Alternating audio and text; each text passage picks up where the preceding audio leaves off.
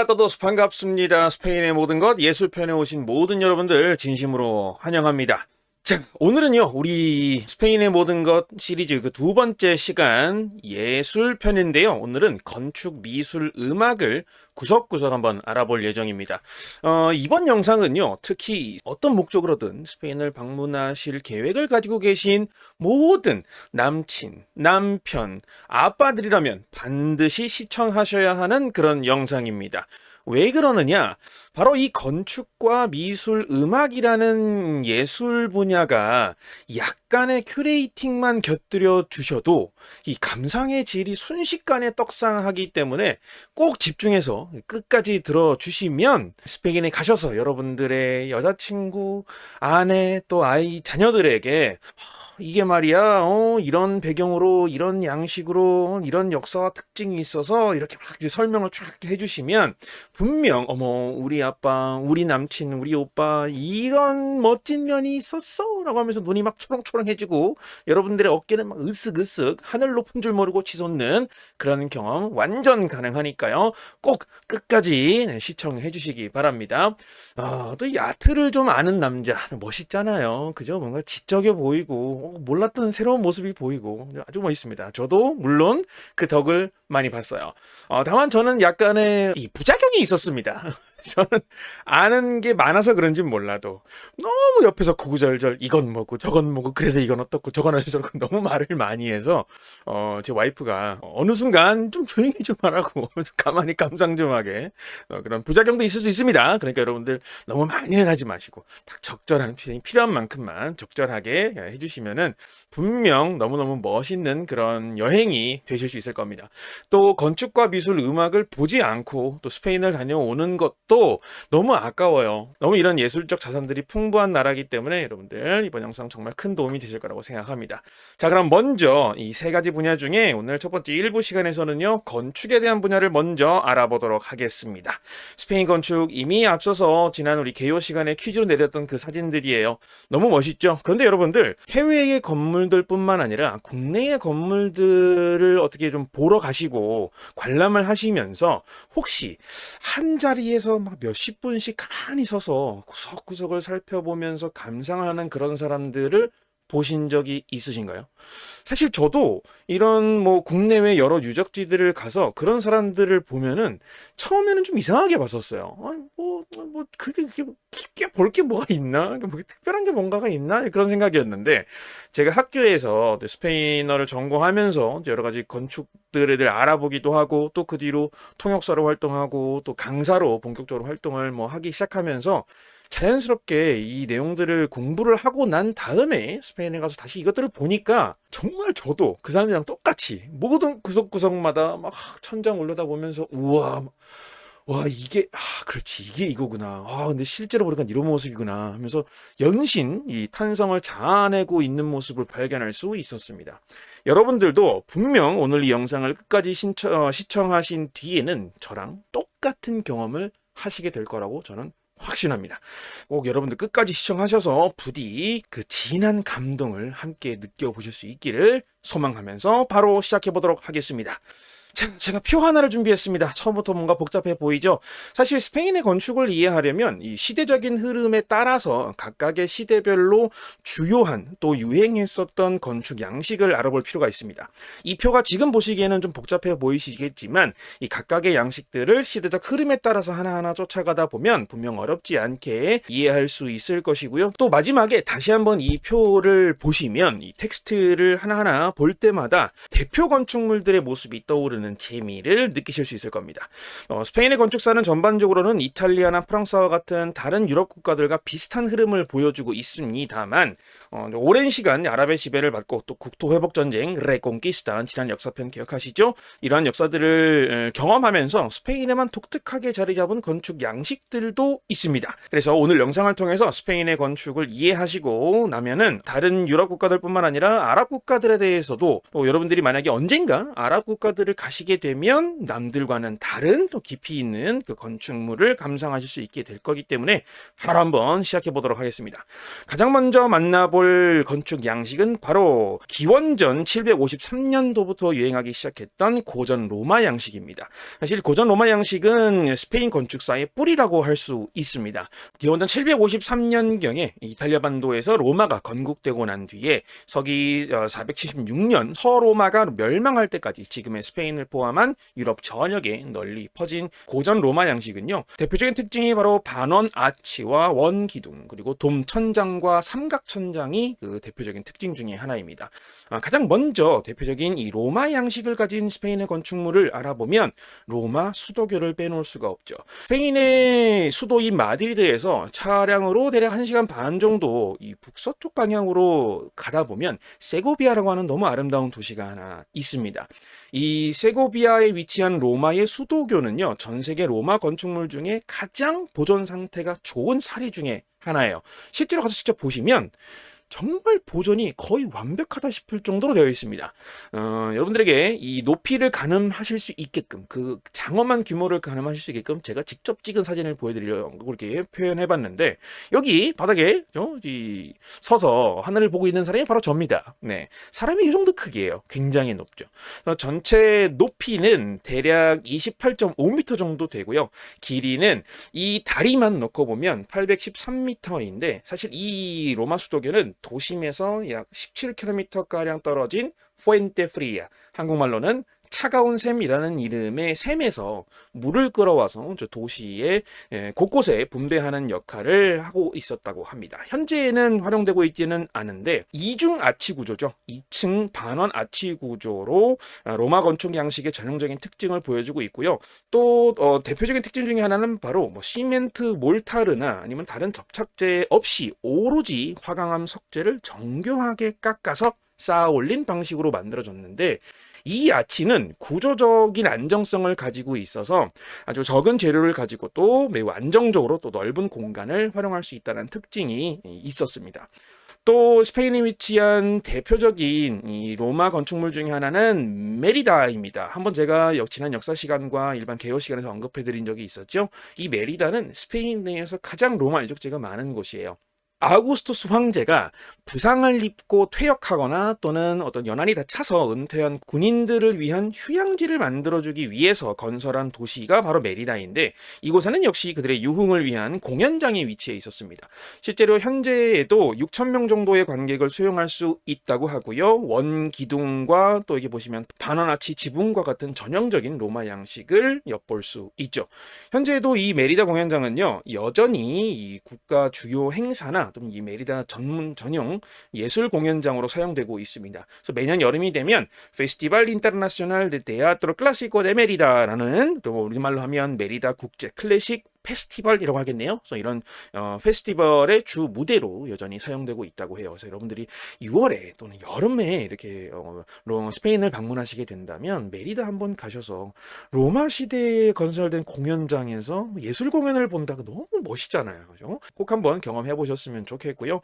또 다음으로 빼놓을 수 없는 유명한 로마 건축물 중에 하나는 동일한 메리다에 건설되어 있는 로마 교량입니다. 기원전 약 25년경에 로마 제국에서 건설된 것으로 추정되고요. 이 메리다 도시를 가로지르는 강이 과디아나 강이에요. 이 과디아나 강을 연결해서 양쪽의 도시를 연결할 수 있도록 설계가 됐는데, 이 교량의 길이는 총 792m 정도로요. 스페인에서 가장 긴 로마 다리 중에 하나입니다. 보시면 역시 반원 아치로 이 각각의 다리를 구성하고 있죠. 총 60개의 반원 아치로 구성되어 있다고 하고요. 현재에도 보행자 전용 교량으로 사용되고 있다고 합니다. 그래서 차량 이동은 안전상의 문제로 통제가 되어 있는데, 여러분들 메리다 가시면 언제 이 로마 다리를 건너보겠어요? 언제 한번 이렇게 2000년 전에 유럽으로 한번 여행을 떠나보겠습니까? 그래서 스페인에 가시면 꼭 메리다 너무 추천드려요. 경험해 보시기 바랍니다. 근데 또 이 대표적인 로마 양식이라고 한다면 이 로마 판테온, 이 삼각 지붕을 빼놓을 수가 없죠. 판테온은 모든 신들을 위한 장소라는 뜻을 가지고 있죠. 로마의 신전인 이 판테온은 원기둥과 삼각 지붕으로 전형적인 로마 양식을 보여주는데요. 이런 그 로마의 판테온과 비슷한 양식을 가진 신전이 스페인에도 있습니다. 바로 메리다에 위치한 다이아나 신전이에요. 현재 지붕은 완전히 소실돼서 사라져 없는데 이 여러 원기둥들 그리고 천장 부분을 잘 보시면 꼭대기가 삼각형으로 꺾여 있죠. 과거에 삼각형 지붕이 남아 있었다라는 걸 또 볼 수 있습니다. 자, 그러면 이렇게 로마 시대를 지나서 서기 313년경부터는 초기 기독교 양식이 스페인에도 전파되기 시작하는데요. 유럽 기독교 국가 대부분에서 발견할 수 있는 초기 기독교 양식의 특징은 바로 장방형, 직사각형 모양의 건축물 바실리카입니다. 여러분들 바실리카라는 이름은 어디에선가 한 번쯤은 들여보셨을 거예요. 그래서 오늘도 자세히 한번 알아볼 텐데요. 이 바실리카의 기본 구조 위에 목재 천장을 얹은 걸 대표적인 초기 기독교 양식으로 부르고 있습니다. 바로 이렇게 생겼어요. 바실리카는 기본적으로 이 원기둥과 반원아치가 반복적인 패턴으로 설계돼서 이 직사각형 고층 구조를 가지고 있는 게 특징입니다. 먼저 이 바실리카 내부로 들어가 보면 이 안정적인 아치들과 기둥들에 힘입어서 넓은 실내 공간을 확보할 수 있었고요. 평평한 목재 지붕을 얹어서 실용성을 강조했던 것 같아요. 근데 그 이유가 이 바실리카가 원래는 종교적인 목적이 아니라 눈이 오나 비가 오나 전촌 후 지역 행사 또는 장터 역할을 수행했기 때문이라고 합니다. 그런데 이 바실리카가 초기 기독교 양식의 기초적인 틀이 된 이유는 바로 313년에 그 비밀이 숨겨져 있습니다. 이 313년은 바로 로마의 황제 콘스탄티누스 대제가 밀라노 칙령을 통해서 기독교를 최초로 공인한 해입니다. 밀라노 칙령 이전에는 기독교가 억압받던 시절이잖아요. 그래서 이 기독교인들이 주로 어떤 창고나 지하실과 같은 음지에 숨어서 예배를 올렸는데 기독교인들이 밀라노 칙령 이후로 당당하게 밖에 나와서 예배를 드리려고 하니까 공간이 없었던 거죠. 그 대표적인 공간 중에 하나가 바로 여기 넓은 공간이 이렇게 있잖아. 우리 이 바실리카를 한번 활용해 볼까? 라고 활용을 시작하면서 바실리카가 초기 기독교 양식의 기본적인 틀이 된 것이죠. 이런 바실리카 구조로부터 기다란 장방형 초기 기독교 성당 형태가 발전되게 됩니다. 자, 이러한 초기 기독교 양식을 가지고 있는 스페인 내의 주요 건축물 중에 하나는 바로 4세기경 후기 로마에 이어서 이베리아 반도의 기독교 국가의 명맥을 이어간 서고트 왕국에서도 발견됐습니다. 바로 이베리아 반도 중북부에 위치한 발렌시아라는 도시의 상후안데마뇨스 성당입니다. 역시 보시는 것처럼 길게 늘어진 장방형 구조의 삼각 지붕이 들어가 있는 걸 볼 수 있죠. 또 대문은 반원 아치 형태를 가지고 있는 걸 볼 수 있습니다.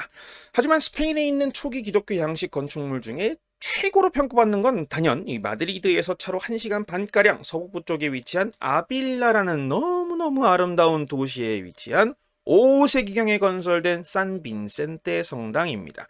이 아빌라라는 도시는 제가 여행편에서 더욱 자세하게 다루겠습니다만 정말 숨도 못 쉴 정도로 너무 아름답고 로맨틱한 중세 도시입니다.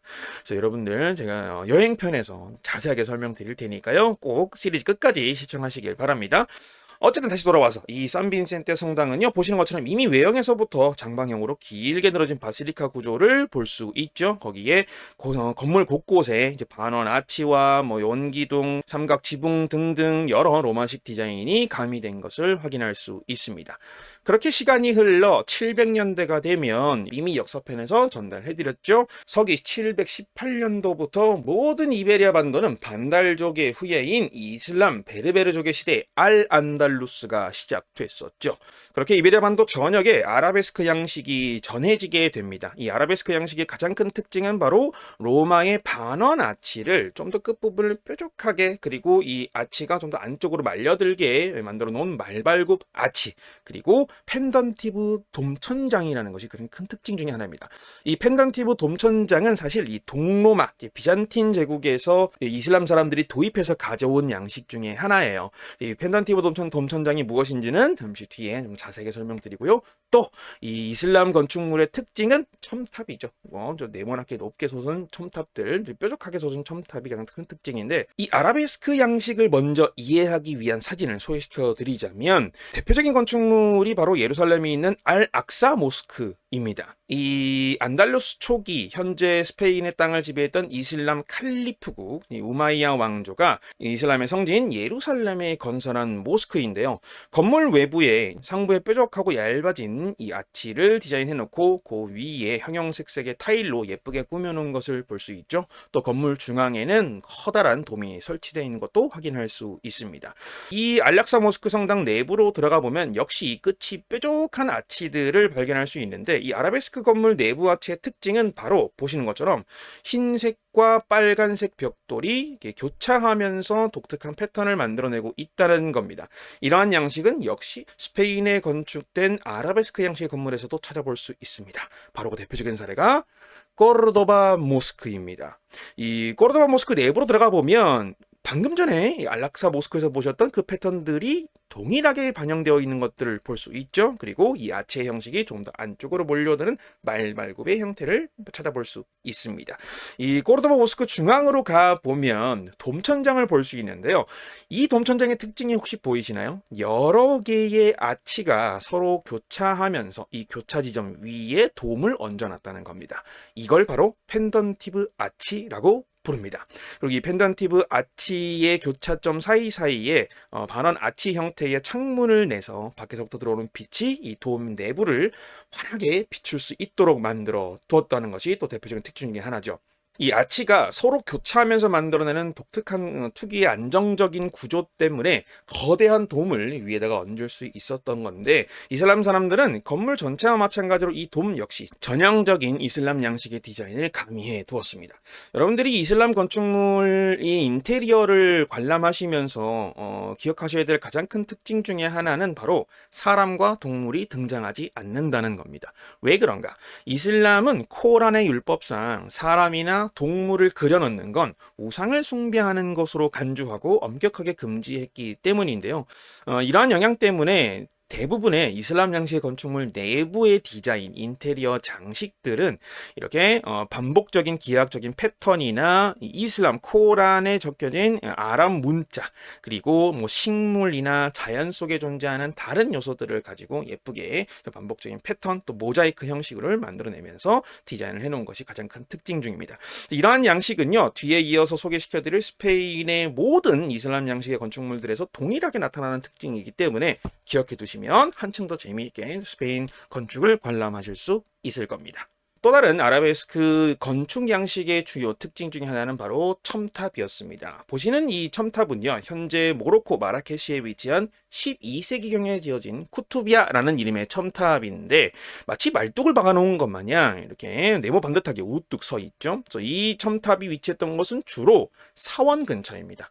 사원 근처에 이렇게 높게 첨탑을 설치해 놓고 이 무슬림들은 메카를 향해서 하루에 5번 기도를 하도록 되어 있잖아요. 그 기도 시간을 알려주는 어떤 공지 방송용 첨탑이었던 거죠. 그래서 지금은 주로 방송과 스피커를 곳곳에 깔아놓고 기도 시간을 알리지만, 과거에는 이 알림이 담당자가 첨탑 옥상에 올라가서 온 마을에 지금 곧 기도 시간입니다. 여러분들 사원으로 모여주세요. 사원으로 모이지 못하면 각자의 집에서 시간을 딱 잘 지켜서 기도를 올리세요. 라는 역할을 수행했다고 해요. 이러한 이슬람 전통 첨탑을 역시 스페인 내부에서도 볼 수 있는데, 바로 그것이 유명한 스페인 세비야 대성당 옆에 있는 히랄다 탑입니다. 세비야 대성당 옆에 이슬람 양식의 첨탑이 있다는 것은, 즉 이 세비야 대성당이 과거에 어떤 자리? 네, 이슬람 사원이 있었다는 의미입니다. 당시 이베리아 반도 남부 지역을 지배하고 있었던 이슬람 왕국은요, 이 12세기경이 되면 히랄다 탑과 함께 이슬람 사원을 이 자리에 지었는데, 국토회복 전쟁으로 세비야를 수복한 카스티아 레온 왕국이 자신들의 재정복을 과시하고 또 이를 기리기 위해서 여러 자리의 모스크들을 허물고 그 위에 성당을 지어 올리는 행위들을 많이 했습니다. 히랄다 탑과 오렌지 정원만 딱 남겨놓고요, 이 자리가 이슬람 사원이었던 자리다라는 것을 일부러 알리려고 하지 않았을까. 그러면서 또 히랄다의 탑, 이 이슬람식 첨탑의 상층부는 살짝 개조를 해서 내 정시각을 알리는 교회의 성당의 종으로서 기능을 하고 있다고 합니다. 이 첨탑의 높이가 약 100m 정도 됩니다. 걸어서 올라갈 수 있어요. 성당 입장권이랑 함께 패키지로 이 첨탑 입장권도 함께 판매를 하는데요. 우리로 치면 아파트 30층 높이기 때문에, 그리고 오직 두 다리로만 걸어서 올라가야 해요. 여러분들 특별한 각오가 필요하긴 합니다. 다만 그 각오를 견디고 올라가 보시면 이렇게 세밀한 종들이 위치한 곳에 전망대가 있습니다. 그래서 이 히랄다 탑은 사실 세비야 시내에서 가장 높은 건물 중에 하나이기 때문에 이 히랄다 탑에 올라가셔서 세비야 전경을 구경하는 것도 정말 아름다운 이벤트 중에 하나가 되겠죠. 또 아라베스크 양식에서 빼놓을 수 없는 특징 중에 하나는 아주 얇고 뾰족하게 솟아있는 미나렛이라고 불리우는 건축 구조물입니다. 주로 이 미나렛은 종교시설보다는 술탄이나 칼리파, 따이파 등 정치적인 건축물, 정치 지도자가 주로 상주하고 생활하는 공간에 사용됐는데요. 현재 이집트 카이로에서 볼 수 있는 살라딘 성체에서도 이 미나렛을 확인해 볼 수 있습니다.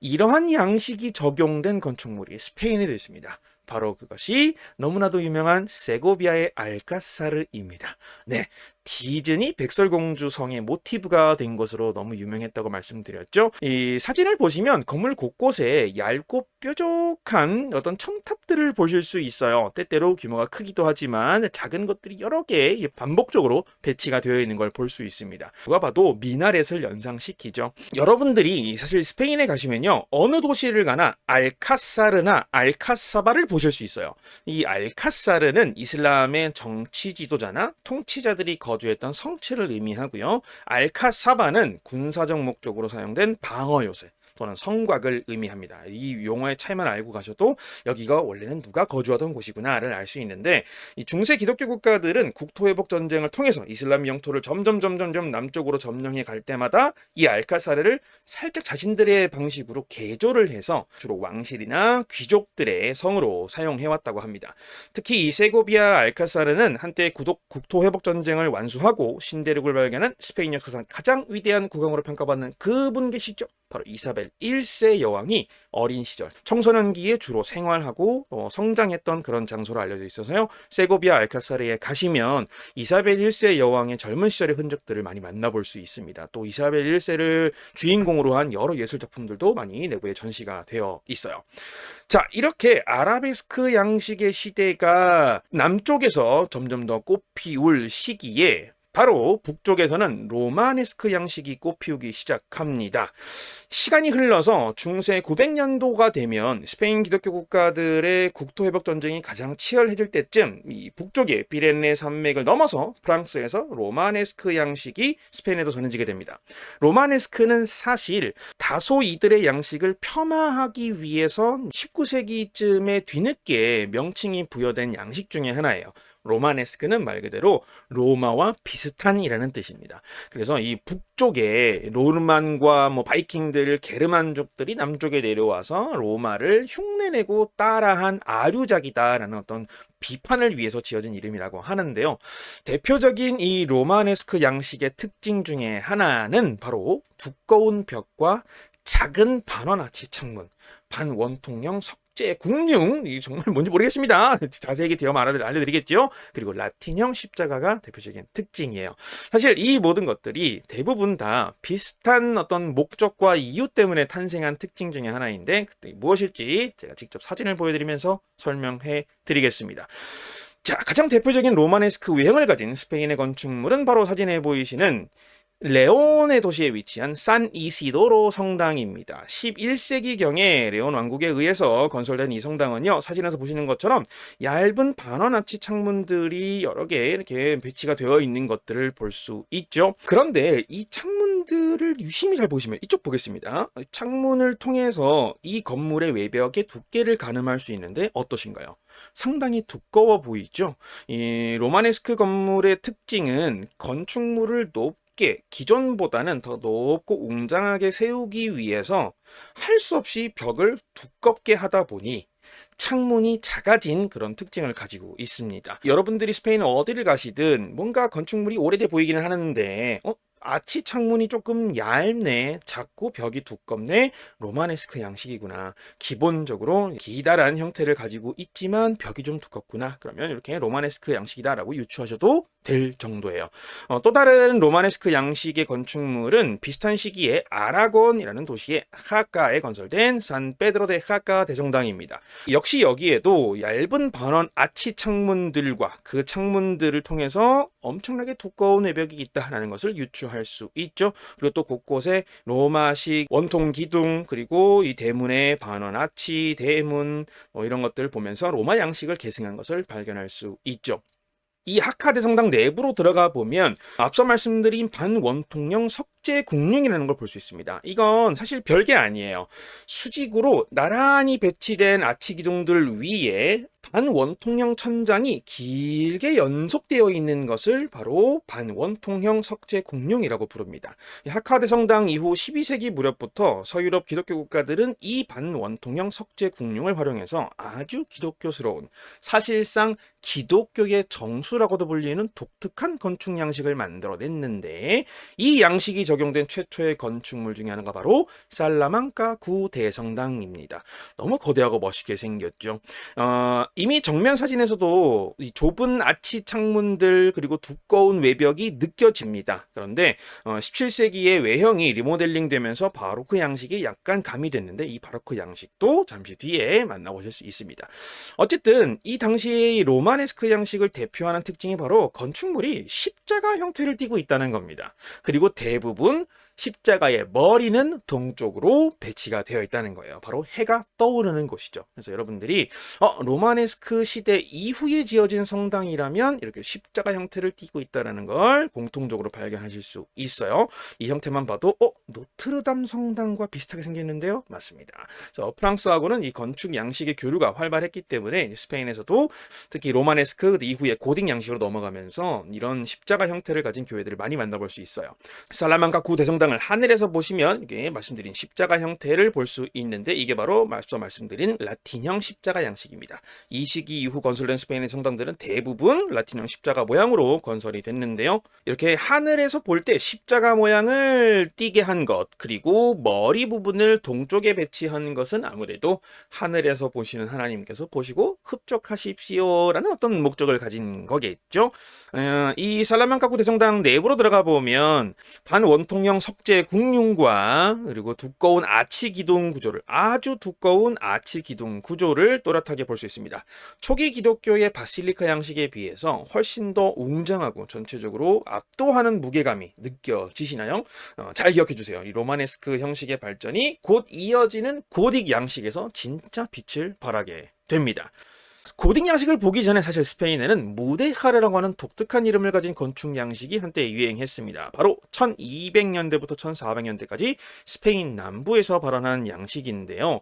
12세기에 접어들면 국토회복 전쟁이 엄청나게 치열했잖아요. 그래서 당시에 여러 번 분열을 반복했었던 이베리아 반도 남쪽에 아랍 국가들이 생존을 위해서 어쩔 수 없이 북쪽의 강력한 기독교 국가들과 활발하게 교류하면서 공존의 시대를 열었다 라고 지난 역사 시간에 설명드린 적이 있습니다. 기억하시나요?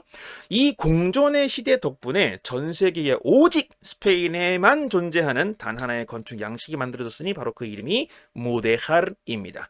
이 무데카르는요, 아랍어로 현지화된 사람들 또는 남아있는 사람들이라는 의미를 띈다고 해요. 흔히 이슬람과 기독교가 혼합된 양식을 지칭하는 말로 현재는 사용하고 있는데, 직접 이 대표적인 건축물들을 보시면서 기독교 양식과 아라베스크 양식이 어떻게 혼합되어 있는지 확인해 보시면 앞서 보셨던 내용들이 떠오르시면서 좀 재미있게 보실 수 있을 것 같습니다. 이런 것들이, 이런 특징들이 섞여 있습니다. 한번 찾아볼까요? 자, 첫 번째 무데카르 양식의 대표 건축물은 바로 세비야 대성당 바로 옆에 위치한 세비야 알카사르입니다. 이 알카사르는 시기적으로 13세기 1200년대에 지어진 건물이죠. 어디 한번 어떤 게 섞여 있는지 한번 찾아보실까요? 우선 바닥부터 시작해 볼게요. 바닥을 잘 보시면 장방형 직사각형의 바실리카 바닥을 가지고 있습니다. 있습니다. 그것을 이슬람식으로 예쁘게 정원으로 꾸며 두었어요. 이 사면과 벽 기둥을 보시면 이 반복 아치 패턴이 적용된 끝이 뾰족뾰족한 말발굽 아치로 전형적인 아라베스크 양식을 보여주고 있고요. 각각의 벽면에는 너무나도 아름다운 신비로운 이슬람스러운 디자인으로 조각이 들어가 있습니다. 그런데 2층 아치는 아주 특별해요. 2층 아치를 잡으시면 누가 봐도 이 기독교식 로마식 반원 아치의 깔끔한 원기둥으로 연결되어 있습니다. 독특하죠. 그래서 1층에는 장방형 바실리카 위에 이슬람식 정원을 꾸며놓고 1층은 이슬람 양식으로 2층은 기독교 양식으로 완만한 로마식 반원 아치가 반복되면서 각각 1층과 2층 여러 곳에다가 이 두 가지 기독교와 이슬람 양식을 혼합해 두었다라는 걸 찾아볼 수 있습니다. 또 다른 무데카르 양식하면 또 빼놓을 수 없는 게 아람브라의 나사리 궁전입니다. 역시 장방형으로 길게 뻗은 정원이 보이는데요. 이 좌우측 출입문을 보시면 분명 이슬람 양식 건물인데도 반원 아치 대문이 확인되고요. 또 건너편에 보시면 아치는 반원 아치이지만 아치와 아치 사이 또 그 위에 장식은 또 이슬람식으로 해놨습니다. 많은 학자들은 이때 당시에 남부 이슬람 세력에 의해서 만들어진 건축물들이 이런 무데카르 양식 기독교와 아라베스크가 약간 혼합된 형식을 띠는 이유가 북쪽의 기독교 국가에서 사신이 오면 이 접객을 하는 과정에서 자신들이 기독교 국가들에게 우호적인 사람들이다라는 인식을 좀 심어주고 좀 안심을 주기 위해서 흔히 영업용 조치가 아니었겠느냐라는 해석을 많이 내놓고 있기도 합니다. 그래서 이 아람브라 궁전을 들어가 보시면 입구 초창기에는 무데카르 양식이 보이는데 안쪽으로 깊숙이 들어가면 들어갈수록, 즉 이슬람 사람들이 주로 거주하는 장소로 들어갈수록 이슬람 양식이 더욱 짙어지는 걸 볼 수 있습니다. 보시는 사진은 아람브라 나사리 궁전의 메인 스팟으로도 알려져 있는 사자의 정원입니다. 무슨 설명이 더 필요하겠어요. 딱 보셔도 너무 멋있죠. 이런 양식들 하나하나 세부적으로 이렇게 들어가 있는 것들 너무 아름답습니다. 색깔도 전체적으로 이렇게 갈색을 탁 띠면서 아주 로맨틱해요. 이 별다른 휘황찬란한 장식 없이도 반복적인 말발굽 패턴, 또 아치 기둥들, 기하학적인 조각 패턴만으로도 아주 아름답고 신비로운 어떤 감성에 젖어들게 만드는 매력을 지닌 그런 장소입니다. 또 한번 가고 싶네요. 조금 더 깊숙이 들어가 보면 아람브라 나사리 궁전의 돔을 만나볼 수 있는데요. 이 당시 그라나다 사람들은 나사리 궁전 내부 곳곳에 정말 어마어마한 장식들을 남겨뒀습니다. 그 중에 하나가 바로 누군가에게는 감탄을, 누군가에게는 두려움을 안겨주는 나사리 궁전의 돔 장식입니다. 장식이 정말 기가 막히죠. 제가 좀 더 좋은 화질의 사진을 구하지 못해서 정말 죄송합니다만, 뭔가 사진으로만 봐도 뭔가 동굴 속에 들어와 있다라는 느낌도 들고, 돔 중앙 부분을 또렷이 쳐다보면 뭔가 공포증에 걸릴 것만 같은 그런 느낌이 듭니다. 이 패턴은 마치 사선으로 이렇게 잘라낸, 이쪽 볼까요? 이쪽에 사진으로 툭 잘라낸 어떤 돔 기둥, 조그마한 돔 기둥 수백 개를 반복적으로 배열해 놓은 패턴이 보이는데, 이런 독특한 패턴이 바로 이슬람 건축 공예의 대표적인 예술 중에 하나라고 해요. 또 그런데 이 돔 사이사이에 기독교식 반원 아치 창문을 뚫어서 이 외부에서 들어오는 빛을 적극적으로 활용하는 모습도 보여주고 있기 때문에 정말 봐도 신기하고 재미있는 그런 양상들을 보여줍니다. 이렇게 무데카르의 시대가 남쪽에서 펼쳐지고 있을 때쯤 스페인의 북부 지방에서는요, 1200년대부터 고딕 양식이 유행하기 시작합니다. 이 시기 하늘을 향한 건축이라는 상징성을 안고 고딕 양식이 프랑스와 스페인에서 동시에 발원하기 시작했는데요. 현재 이 고딕이라는 게 우리에게는 컴퓨터 글씨 폰트의 한 종류로 더 유명하죠. 이 고딕이라는 명칭은 16세기 이탈리아의 르네상스 건축가 조르조 바사리라는 사람이 야만적인 고트족의 과거, 여러분 고트족 기억나시죠? 이베리아 반도의 서고트족, 동고트족, 또 게르만족이죠. 이들의 어떤 야만적인 양식이라면서 경멸적인 의미로 비판하기 위해서 사용하기 시작한 것이 그 유래가 됐다고 해요. 이 유럽의 그 주요 양식들이 어떤 비아냥을 위해서 만드는 양식들이 좀 있네요. 그렇게 서고트 왕국의 후예인 스페인을 대놓고 좀 저격하고 싶은 마음도 있지 않았을까 하고 저는 좀 의심을 하고 있는데, 어쨌든 이 고딕 양식은요, 로마네스크 양식을 조금 더 발전시킨 형태로 알려져 있습니다. 하중 분산이 아주 탁월한 끝이 날카로운 첨두 아치 기둥을 도입했기 때문에 덕분에 높은 벽을 만들어낼 수 있었고, 그 결과 첨두형 늑제 공룡이라는 또 어떤 재미난 건축 용어, 건축 기법을 만들어냈습니다. 또 미학적으로도 크게 한 단계 더 발전하는 계기가 됐는데, 스테인드 글라스가 이때부터 등장해요. 어떻게 가능했는지 건축물로 한번 알아보도록 하죠. 대표적인 스페인 고딕 양식의 건축물 중에 하나는 바로 천년 수도 똘레도의 대성당입니다. 이 외형만 봐도 좋기 3, 4층은 넘어 보이죠. 이 높은 구조의 장엄한 분위기, 또 이 파사드를 보여주고 있습니다. 참고로 이 파사드라는 표현은요, 영어의 face하고 어원이 같아요. 그래서 영어로 하면 파사드라고 하겠죠. 파사드. 이 건물의 얼굴 또는 정면 또는 외관을 나타내는 건축의 용어입니다. 여러분들이 스페인에 방문하셔서 단기로 당일 가이드와 함께 스페인을 여러 군데를 여행하시다 보면 이 파사드라는 표현을 정말 많이 듣게 되실 거예요. 그래서 이제 이번 영상을 통해서도 뒤에서 또 역시 파사드라는 명칭은 계속 반복적으로 나오기 때문에 여러분들 기억해 두시면 좋겠습니다. 아무튼 이 똘레도 대성당의 건축 양식을 제대로 감상하기 위해서 공중에서 한번 바라보겠습니다. 역시 뚜렷한 십자가 형태의 지붕을 볼 수 있죠. 십자가가 지붕이니까 로마네스크의 양식을 계승했고, 십자가 머리 부분이 동쪽일 거라고 유추해 볼 수 있습니다. 네, 맞습니다. 똘레도 대성당은요, 십자가의 머리 쪽이 동쪽에, 그리고 꼬리 쪽이, 바닥 쪽이 서쪽을 향해서 배치되어 있습니다. 또 성당 입구 좌측에 보시면 넓게 솟은 사각형의 첨탑도 있고요. 또 그 옆에는 정원이 딸려 있는 걸 보니까 왠지 과거에 이슬람 사원이지 않았을까라는 의심이 드신다면 여러분들은 이 영상을 지금까지 아주 잘 집중해서 보셨다는 증거일 겁니다. 실제로 똘레도 대성당은요, 이슬람 모스크를 허물고 그 위에 지어졌습니다. 자, 그럼 똘레도 대성당 내부로 한번 들어가 보면 전형적인 고딕 양식을 보실 수 있는데요. 이 천장을 보면 4개의 기둥 위에, 4개, 하나, 둘, 셋, 4개의 기둥 위에 서로 교차하고 있는, 중앙 지점을 두고 교차하고 있는 뾰족한, 끝이 뾰족한 아치를 하나 볼 수 있습니다. 그리고 이 형태가 횡으로 반복되는 구조를 첨두형 늑제 궁룡이라고 부릅니다. 이 첨두형 늑제 궁룡과 첨두 아치, 끝이 뾰족한 아치의 가장 큰 장점은 바로 하중을 효과적으로 바닥으로 분산시킨다는 거예요. 그래서 이 원리는 여러분들도 간단하게 실험하실 수 있어요. 자, 여러분들이 다리를 넓게 벌려서, 어깨 넓이보다 더 넓게 벌려서 마치 반원 아치를 그리듯이 서 계실 때와 이 다리를 조금 더 오므려서 이 어깨 넓이로 벌렸을 때 어떤 게 더 오래 버티기 편하신가요? 당연히 어깨 넓이로 벌렸을 때예요. 왜 그럴까요?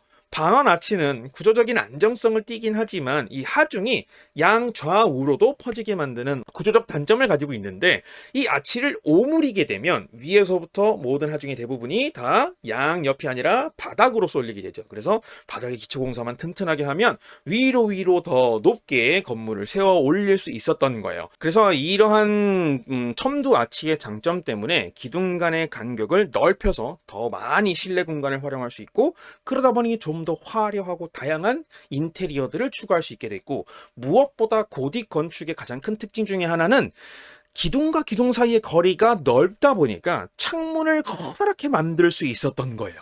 그래서 이 커다란 창문을 어떻게 더 좋게 멋있게 활용해 볼까 하다가 탄생한 것이 바로 스테인드 글라스입니다. 방금 전에 보셨던 똘레도 정당 내부에 이 상층부에 위치한 이 스테인드 글라스 장식 중에 하나인데, 이 과거 로마네스크 성당에 비해서 창문의 크기가 압도적으로 넓어지니까 비로소 여러 방식으로 꾸밀 수 있게 된 거예요. 저 당시 기독교는 형형색색의 스테인드 글라스를 활용해서 성경 인물이나 성경 내용을 표현했는데, 이러한 요소가 결국 고딕 양식 건축물을 대표하는 이미지가 된 겁니다.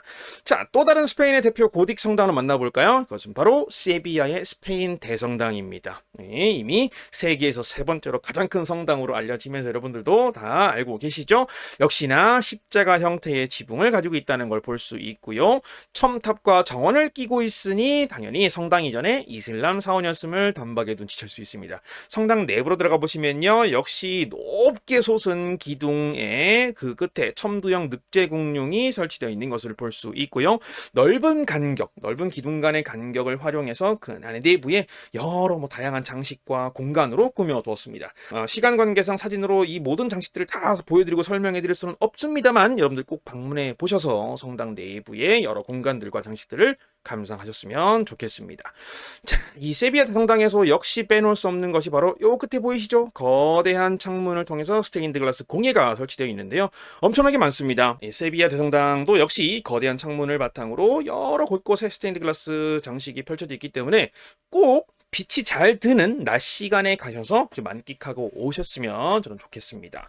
스페인은 북반구에 위치해 있잖아요. 그래서 사실 해가 떠오르기 시작해서 질 때까지 굉장히 오랜 시간이 걸립니다. 그리고 또 대부분의 성당의 남쪽 면에 햇빛이 잘 들어요. 우리나라랑 비슷하죠. 그래서 낮 시간대에 방문하셔서 너무 아름답게 빛나는 스테인드 글라스 공예를 한번 감상해 보시는 것도 추천드립니다.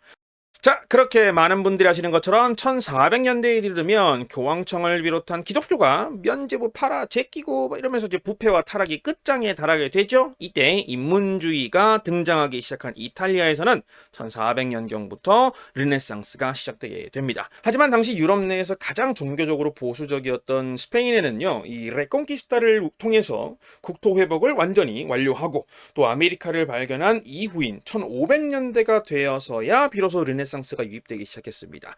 여러분들이 많이 알고 계시겠지만 르네상스는 프랑스어로 재탄생이라는 의미예요. 스페인어로는 레나시미엔토라고 부릅니다. 그런데 이 어디로 재탄생하는 거냐? 재탄생, 다시 태어나자. 언제로?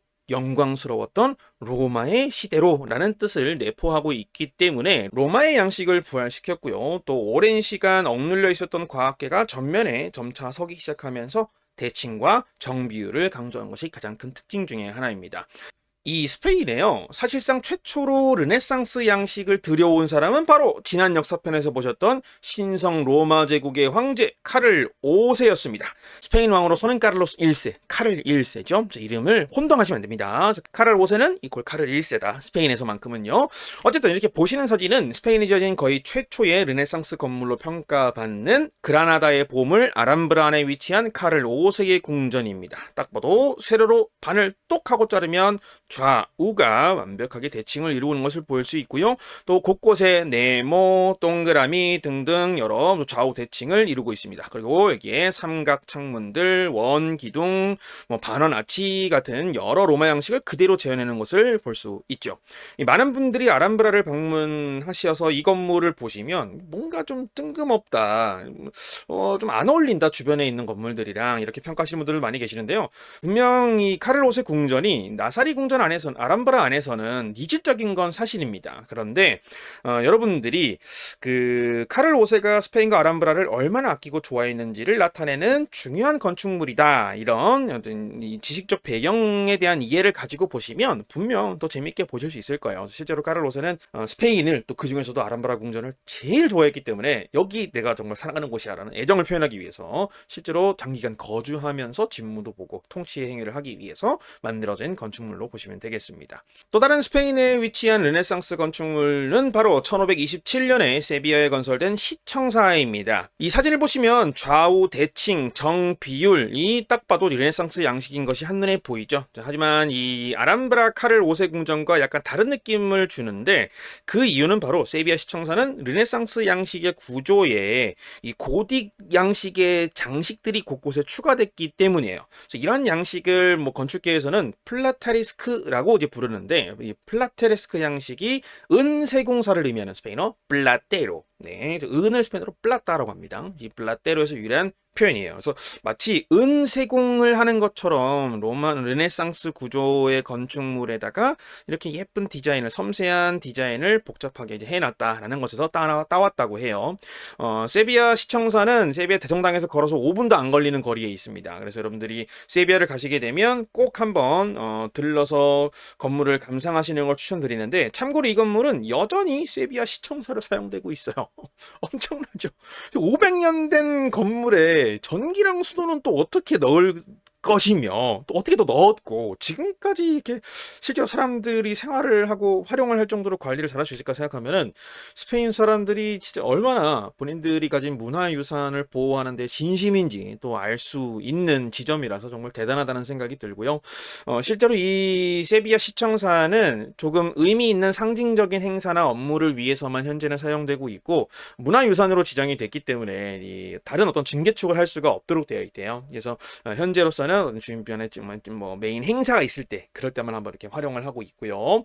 그리고 대부분의 시청의 주 업무는 부서별로 여러 지역에 세비야 여러 지역에 이렇게 쪼개 놨다고 해요.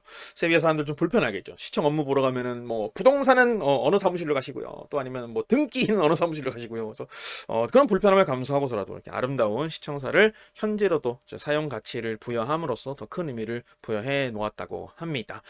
자, 또 다른 대표적인 스페인 르네상스 건축물 중에 하나는 바로 마드리드 시내에서 차로 약 30분 정도 북쪽으로 이제 가면 떨어져 있는 엘 에스코리알이라고 하는 직사각형 건물입니다.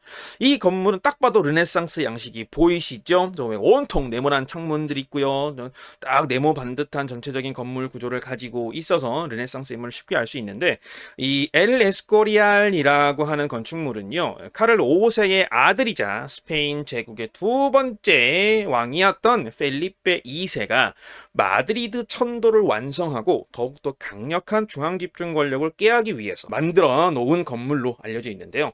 처음 지어졌을 때부터 지금까지 줄곧 중앙에 성당, 앞쪽에 뭐 수도원, 그리고 도서관, 그리고 왕실 전용 왕릉으로 지금까지 사용이 되고 있습니다.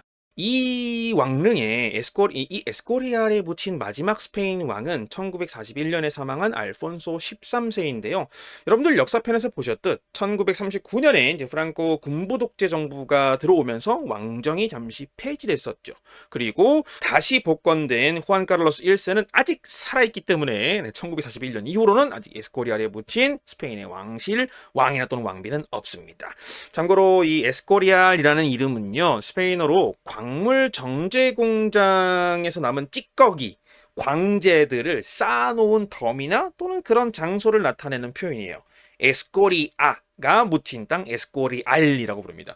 그런데 이 이름이 정말 왕실 입장에서는 정말 중요한 곳인데 쓰레기 더미 위에 또 광물 더미 위에 이렇게 해놨다고 찌꺼기 위에 지은 거라고 이름을 지었어요. 사실 이 사진이 찍힌 그 장소, 바로 여기 밑에 보시면 이 위쪽이 지금 사진을 찍은 장소가 어떤 산이죠. 이 산이 바로 오래전부터 철광석 채굴이 활발했었던 마드리드 인근의 과다라마 산맥의 일부입니다. 당시 이 지역은 철광 채굴 재련 사업이 굉장히 활발했었는데 그 광재 잿더미, 광재 찌꺼기 더미들 위에다가 지었다고 해서 그냥 에스코리알이라는 이름을 추가한 거죠. 진짜 언제 봐도 스페인 친구들의 장명 센스는 진짜 단순한 것 같습니다. 쓰레기 더미 위에 지었어 쓰레기 에스코리알 광재 이렇게 지어놓은 거 보면 그죠? 여러분 스페인에 가신다면 여러분들이 반드시 보셔야 할 또 보시게 될 대표적인 이 르네상스 양식의 구조물 중에 하나는 또 바로 마드리드에 위치한 마요르 광장입니다. 예, 건물 구조와 창문 모두 네모 반듯하시죠? 그리고 보이시면 출입문이 커다랗게 반원 아치 구조를 띠고 있습니다. 마드리드의 마요르 광장은 총 9개의 출입문이 사방에 이렇게 배치돼서 어디에서든지 들어올 수 있게 만들어 두었는데 스페인어로 마요르라는 이 표현이요. 가장 높은 등급 또는 뭐 가장 중요한 나이가 많은 등등 이런 의미를 가진 단어예요. 그래서 어느 도시를 가든 여러 주요 도시들, 규모가 큰 도시들은 항상 이 마요르 광장을 가지고 있고요. 또 중남미 어디 가셔도 마요르 광장을 다 만나볼 수 있어요. 그래서 공식 명칭은 마드리드 마요르 광장입니다. 라 플라사 마요르 데 마드리드라고 불러야 됩니다. 어쨌든 이 주로 시청이나 중요한 행정기관 앞에 위치해 있었고요. 보통 전쟁이 나서 동원령이 내려지거나 또 중요 행사를 진행할 때 어디에서든 이 도시의 주민들이 빠르게 모여서 움직일 수 있도록 여러 통로를 가지게 특징이라고 합니다. 이 건물 주변에 줄지어져 있는 뭔가 이 것들 보이시죠? 뭔가 상점처럼 보이시겠지만 실제로 뭐 기념품 상점도 있습니다만 대부분 레스토랑 또는 바입니다. 레스토랑이에요, 여러분. 이 넓은 광장 안에 이 가생이에 다 이렇게 레스토랑들이 설치되어 있습니다. 그래서 여러분들 저녁에 가셔가지고 이 레스토랑에서 요리 딱 시켜가지고 와인 한 잔 딱 하면서 광장을 쫙 즐기시면 낭만 터집니다. 여러분들 꼭 한잔하고 오셔야 돼요. 마요로 광장 가시면. 네, 저는 아쉽게도 아직도 한 번도 못 먹어봤습니다. 자꾸 다른 데서 먹어가지고 여러분들은 기회를 놓치지 마세요. 여러분들 제가 나중에 여행편에서 더 자세히 말씀을 드려보겠지만 이 광장을 둘러싼 건물들 중에는 대부분 숙박시설이 위치해 있어요. 그래서 숙박시설이라기보다는 실제로 거주민들이 거주하는 곳들이 있는데 에어비앤비를 통해서 예약할 수 있다고 하니까 한 번쯤 꼭 묵어보시는 것도 추천드립니다만 이 술집들이 아주 늦게까지 운영합니다. 늦게까지 잠은 못 잘 수 있다. 네, 그걸 감안하더라도 너무 멋있을 것 같지 않나요? 창문을 탁 마이로 광장이 쫙. 네, 그건 좀 취향에 따라서 설정하시면 될 것 같아요. 자, 그렇게 마지막으로 소개시켜드릴 스페인 건축사의 주요 양식은 바로 1600년대부터 유행하기 시작한 바로크 양식입니다. 이 바로크 양식이라는 이 단어는요, 포르투갈어로 울퉁불퉁한 못생긴 진주를 의미하는 단어입니다. 그래서 못생긴 진주? 이게 무슨 뜻이냐면 뭔가 보석이긴 해요. 뭔가 귀하긴 합니다. 보석이긴 보석이야. 근데 이 생김새가 기괴하다라는 의미로 역시 이탈리아의 예술가들이 야 이거 뭔가 이상해. 뭔가 찌그러진 진주 같아라는 경멸적인 표현으로 최초로 사용되기 시작했다고 해요. 사실 잠시 뒤에 사진을 보시면 기괴하긴 하다. 진짜 좀 생긴 게 좀 징그럽긴 하다. 이런 생각이 드실 겁니다. 하지만 이제 바로크 양식은 당시에 부패하고 타락하면서 힘을 잃은 카톨릭 교회들이 우리 다시 일어나 봅시다. 이런 재부흥을 꾀하려는 목적으로 신의 위대함을 표현하겠다는 단 하나의 목적을 가지고 시작됐습니다. 그래서 이 바로크 양식은 뭐 균형, 비례, 르네상스의 이런 거 모르겠고 다 파기해버리고 오로지 딱 하나 감동, 감격. 사람들이 이 건물을 보면 우와 하나님의 위대함, 우와, 너무 멋있다, 이런 감정을 들게 하는 데 집중하자. 그래서 우아함과 웅장함을 강조한 것이 가장 큰 특징입니다. 스페인의 대표적인 바로크 양식 건축물은 바로 많은 분들이 아시는 모든 스페인 순례길의 종착지 산티아고 데 콤포스텔라 대성당입니다. 물론 역사편에서 보신 것처럼 이 성당은 800년대에 아우스투리아스의 왕 알폰소 2세에 의해서 처음 지어지긴 했었죠. 그런데 이제 당시에는 규모가 작았을 거라고 하고요. 오랜 시간 각각의 시대적 유행의 양식에 맞춰서 증축과 개축 또 리모델링을 거치다가 1737년에 바로크 양식으로 최종적으로 현재의 모습을 가지게 됐습니다. 사실 멀리서 봐도 아주 뭐 울퉁불퉁 장식들이 막 화려하고 우뚝 솟은 좌우 탑들 막 웅장하고 그죠? 그런 이제 바로크스러운 매력을 찾아볼 수가 있죠. 이 산티아고 데 콤포스텔라 대성당을 조금 더 자세히 들여다 보면 대성당 끝자락이죠. 역시 서쪽에 영광의 문이라는 곳이 있습니다. 영광의 문으로 들어가면 중문 상단에 이런 조각들이 보이는데 정중앙에 이제 성 야고보를 필두로 주변에 아주 인물들을 바글바글하게 채워놨습니다. 이걸 멀리서 보면 좀 징그러워 보인다는 거죠. 가까이서 보면은 우와 하나하나의 디테일 야 대단하다 엄청난 작업이었겠다 이렇게 싶지만 멀리서 보면 그렇다는 거죠. 그죠? 이러한 조각상들이 처음부터 이런 생각임새였던 건 아니라고 해요.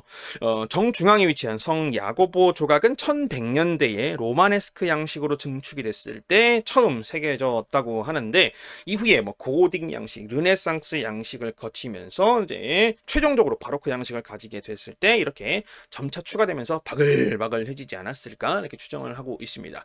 그리고 이 서문 영광의 문에서 조금 더 북쪽으로 시선을 올려보면 중앙 탑이 보이는데 전체적으로 구조나 장식들이 정말 화려하죠. 이전에 보셨던 뭐 로마네스크 고딕 양식의 성당들과는 차원이 다른 섬세함, 차원이 다른 어떤 웅장함, 디테일함들을 보여줍니다. 이게 뭔가 처음 보면은 우와스러우면서도 계속 보다 보면 조금 이거 과한 건 아닐까 걱정스럽기도 하고 그죠? 그러시죠? 이 바로크 양식이 다소 과도한 측면을 보였던 건 보통 대성당 같은 종교적 건물들의 특징이에요. 이보다 이 다른 어떤 정치적 건물들은 이 종교적 건물들보다는 다소 침착하면서도 멋진 디테일로서 가미된 건물들이 많이 있습니다. 그 대표적인 사례가 바로 살라망카에 있는 마요르 광장이에요. 딱 보시니까 기본적으로 이제는 여러분들이 딱 익숙하시죠. 반원, 아치, 반복 패턴의 좌우, 대칭, 네모, 동그라미, 뭐 아치, 기둥, 디테일, 르네상스인데 딱 보시죠, 그죠? 르네상스인데 어떤 측면이 바로크가 가미된 거냐? 바로 중앙에 위치한 살라망카 시청사 건물의 외관에 있는 동상들이에요. 이런 동상들, 그리고 꼭대기에도 동상이 막 설치되어 있죠. 동상 조각들과 함께 모든 각각 마요르 광장을 둘러싸고 있는 건축물들 옥상에 설치된 뾰족뾰족한 첨탑 같은 친구들, 바로 피나클이라고 불리우는 바로크 양식의 대표적인 장식 요소 중에 하나였다고 해요. 자, 이어서 보실 사진은 마드리드 중심부에 위치한 마드리드 왕궁입니다. 역시 대충 딱 봐도 르네상스의 기본적인 구조 형식을 가지고 있구나. 그런데 조금 전에 봤던 이런 동상들 곳곳에 바로크 양식이 가미됐네. 그래서 이 마드리드 왕궁을 보시면 시대적으로 1755년에 지어져서 기본적으로 르네상스의 구조를 가지고 있으면서 그 위에 바로크 양식이 이렇게 디자인으로 혼합되어 있는 형식을 가지고 있구나, 그런 모습을 띠고 있구나 라는 사실을 알 수 있으시죠. 그렇게 1800년대를 넘어서서 바로크 시대가 저물고 19세기에 접어들면서 스페인은 2000년 건축예술 역사를 모두 흡수한 바야흐로 천재의 시대를 맞이하게 됩니다. 오늘 제가 그 천재 한 명을 토대로 현대 스페인 건축 예술을 한번 설명해 드릴 예정인데, 그 사람은 바로 이런 사람입니다. 한번 함께 맞춰볼까요? 자, 어떤 건축가입니다. 그런데 한 명의 건축가의 이름으로 유네스코 세계문화유산에 등재된 작품이 무려 7개입니다. 이건 세계에서 가장 높은 기록이에요. 단 한 명의 건축가가 그 작품 7개가 모두 세계문화유산에 등재된 어떤 정말 전무후무한 기록을 세우고 있는 건축가입니다. 이 건축가로 인해서 이 건축가의 작품들이 남겨져 있는 도시의 관광 수입에 6조 원 정도 매년 기여를 하고 있다고 하고요. 오로지 그 건축물의 입장권 수입으로만 1년에 3천억 원씩 벌어들이고 연평균 입장객은 500만 명에 달하는 그 사람입니다. 여러분 혹시 유추가 되시나요? 아실 분들은 이미 아실 거예요. 바로 안토니 가우디입니다. 가우디라는 사람의 이름은 어딘가에서 한 번쯤은 들어보셨을 것 같기도 하고요. 만약에 뭐 스페인 문화하고 좀 멀었다, 건축학계하고 제가 좀 멀어요 라고 하시는 분들은 처음이실 텐데요. 걱정하지 마세요. 제가 이번에 여러분들이 가우디에 대한 모든 것을 이해하실 수 있도록 가우디의 핵심 내용들은 다 전달해 드릴 겁니다.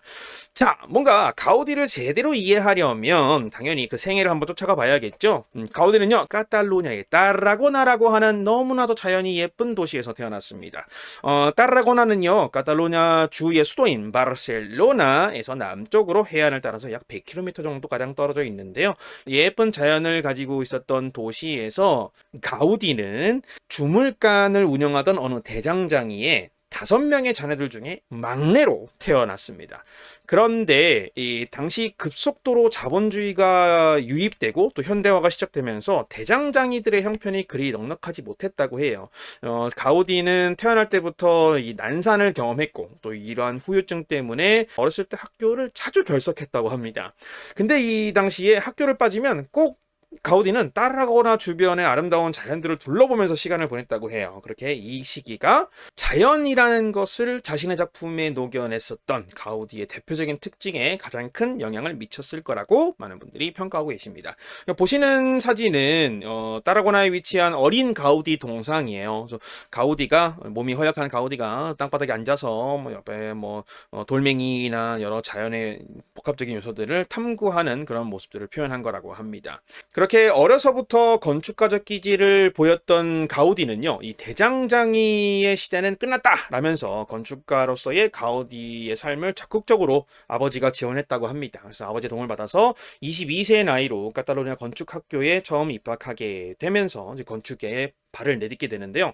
보시는 사진은 가우디의 졸업작품이에요. 이 졸업작품의 단면들을 딱 보시기만 해도 이제 여러분들은 어떤 양식을 가우디가 조합하려고 했는지 눈에 보이시죠? 일단 가장 먼저 눈에 띄는 것부터 보면 건물 중앙에, 성당 중앙에 반원 돔천장을 구현해놨습니다. 로마 양식이죠. 그리고 그 밑에 들어가면 이 돔을 지탱하고 있는 기둥은 또 무데가르 양식, 아람브라 궁전에서 보셨던 그것들과 비슷하죠. 또 세비야 궁전이나, 그리고 또 이 기둥들 사이의 디자인은 뭔가 양식은 아랍 짝퉁을 가지고 왔으나 요소는 보니까 뭔가 자세히 보이실까요? 기독교적인 어떤 의미를 가지고 있는 성인들이나 아니면 인물들의 모습들을 구현하는 걸 볼 수 있습니다. 또 반으로 뚝 자르면 좌우가 완벽한 대칭이에요. 르네상스도 섞어놨습니다. 그래서 보시는 것처럼 뭐 로마네스크, 고딕, 르네상스 여러 가지 뭐 동상 얹어놓은 거 보면 바로크의 양식도 좀 가미를 하려고 했던 것 같고요. 그죠? 여러 가지 스페인이 가지고 있는 길고 풍부한 건축학의 역사를 한꺼번에 흡수한 그런 인재다라는 모습을 이미 졸업작품에서도 볼 수 있습니다. 그런데 이 졸업작품이 유명해진 계기가 따로 있어요. 사실 그 당시에는요, 이 단면도에 사람이 등장하는 게 너무나도 큰 변혁이었다고 합니다. 사실 이 건축물을 딱 단면도를 짓든 어쨌든 평형도를 짜든 현대를 살아가는 우리들에게는 뭔가 조감도 이렇게 해가지고 사람들 걸어 다니고 차도 다니고 안에 막 공부도 하고 생활을 하는 사람들을 보여주잖아요. 이제는 우리는 너무 당연하잖아요. 이제는. 근데 이때 당시만 해도 절대 단면도나 건축물의 완성 예상도 이런 예측도 이런 데에다가 사람을 넣지 않는 게 정설이었다고 해요. 그런데 가우디는 그걸 깨버린 거죠. 그래서 실제로 이 졸업작품 때문에 학장님하고 엄청나게 싸웠다고 합니다. 야, 사람 빼. 사람 왜 집어넣어놨어? 아니, 가우디는 또 고집을 부린 거죠. 건축물은 이 건축물을 사용할 사람들이 추가가 돼야 비로소 의미가 완성되는 건데 이 건물을 사용할 사람들이 어떤 모습으로 사용할지도 모르는데 어떻게 건물을 제대로 설계할 수 있느냐. 정말 아주 천재들은 고집불통이라죠. 그래서 그 고집을 볼 수 있습니다. 그래서 결국 학장님하고 치고받고 싸우다가 사람 3명 남겨놨습니다. 중앙에 1명, 그때 구석탱이에 2명 이렇게 3명 딱 남겨놓고 나머지는 지웠대요. 좀 더 많지 않았을까 초창기에는. 그렇게 상상을 한번 해볼 수 있겠죠. 자, 그렇게 건축학교를 졸업하고 당차게 건축가의 삶을 시작할 줄로만 알았던 가우디는 20대 후반에 인생 최대의 비극, 최악의 시기를 맞이합니다. 바로 1876년에 어머니와 둘째 형 그리고 셋째 누나가 한 해 만에 모두 죽어버렸고요. 그리고 뒤이어서 1879년에는 첫째 누나, 넷째 누나까지 사명하면서 아버지를 제외한 모든 가족을 잃게 됩니다. 남겨진 아버지를 끝까지 모셔야 했기 때문에 건축학교를 졸업하고 난 뒤에 바르셀로나에 위치한 산하임의 광장에 어느 조그마한 사무실을 얻어서 건축사무소를 개소를 했는데 당시 무명이었던 가우디에게 일감을 주는 건축주는 없었고 경제적으로도 정말 최악의 시기를 이때 보내게 됐다고 해요. 그러던 어느 날 젊고 무명인 건축가들을 육성할 목적으로 당시 바르셀로나 시청은 여러 가지 공익 사업들을 젊은 무명의 건축가들에게 나눠주는 프로젝트를 시행하고 있었다고 해요. 그 중에 하나가 바로 바르셀로나 시청의 요청으로 도시 곳곳에 이 가로등을 설계하는 사업을 가우디에게 할당하게 된 거죠. 보시는 사진이 바로 가우디가 설계한 가로등입니다. 근데 어딘가 일반적인 가로등하고 이미 벌써 달라요. 뭔가 장식이 많이 있습니다. 좀 더 자세히 볼까요? 등은 6개가 달려 있고요. 그리고 뭐 중앙에 막 예쁘게 빨간색 뭐 철제 프레임에다가 뭐 이렇게 저 무슨 뱀 같은 거 올려놨나요? 저 위에 뭐 천사 날개가 있는 투구까지 뭔가 철제 공예를 너무 아름답게 해놨어요. 가우디의 아버지가 누구라고 했죠? 대장장이었습니다. 실제로 어려서부터 아버지가 운영하는 어떤 대장간에서 이 철제 주물 도구를 만들고 디자인을 하는 연습도 가우디가 어려서부터 많이 했을 거라고 해요. 그러다 보니까 본인의 그런 하필 또 이 시기가 정말 힘든 시기였기 때문에 아버지가 물려주신 유산을 활용해서 진짜 걸작을 한번 가로등을 만들어 보겠다 했는데 문제는 이거였습니다. 자, 시청이 이런 가로등을 원했을까요? 과연? 아니 예뻐서 지금은 너무 유명한 명소이고 또 소중한 시의 자산이 됐죠. 근데 당시 시청 공무원 입장에서는 아니 그래 뭐 예쁜 건 좋은데 이거 하나에 얼마야? 했더니 실제 그 공무원들이 예상했던 그때 당시의 평균적인 가로등 가격의 10배가량이었다고요.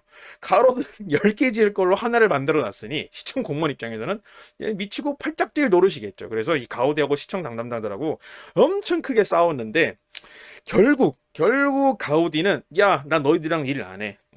나의 예술적인 이런 표현을 너희들이 제한할 거야? 그건 안 되는 거야. 그러면서 고집불통 가우디가 끝까지 고집을 꺾지 않다가 결국에는 이 바르셀로나 플라사 레알, 이 플라사 레알이라고 하는 조그마한 광장이에요. 이 광장 포함해서 원래는 열 몇 개의 가로등을 설계하고 제작할 예정이었는데 딱 이 광장에 2개만 남아 있습니다. 이 광장은요, 여러분들 바르셀로나 가시면 바르셀로나 중앙광장이 있어요. 바르셀로나 광장에서 이 바르셀로나 항구로 이어지는 한 2km, 1km 좀 넘는 2km 가까이 되는 유명한 길이 있습니다. 우리로 치면 명동 거리 같은, 하지만 너무 예쁘고 넓은 예쁜 거리가 있어요. 그걸 람블라스라고 부릅니다. 람블라스 거리를 가다 보면 그 람블라스 길은 이 여러 개의 기다란 람블라스 길에 여러 개의 조그마한 길들이 교차해요. 근데 그 사이에 이게 보물처럼 숨겨져 있어요. 그래서 여러분들 플라사 레알 지도를 보면 당연히 찾아갈 수 있겠지만 람블라스 거리를 한번 거니시면서 구석구석 한번 요 안으로 들어가면 뭐가 있을까 한번 지금 살펴보시다가 어머나 여기네 플라사 레알 가우디의 가로등 미친 가우디 고집불통 네 이런 매력을 느끼실 수 있을 겁니다.